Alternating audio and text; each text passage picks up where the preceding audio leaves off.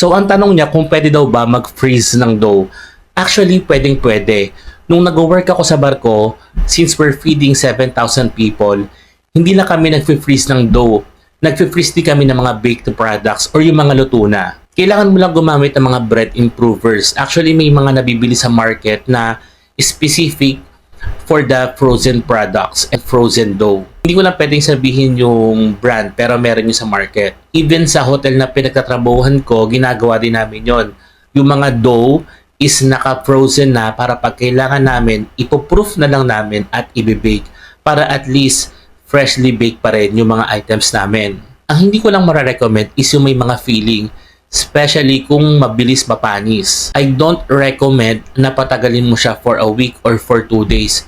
Kung i-freeze mo siya for just 1 day, pwede naman.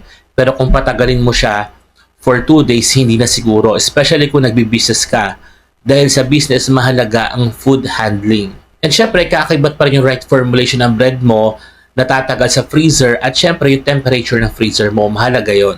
Take note lang din kung magko-cold fermentation kayo or cold retardation, make sure lang na ang desired dough temperature nyo is 25 to 26 degrees Celsius.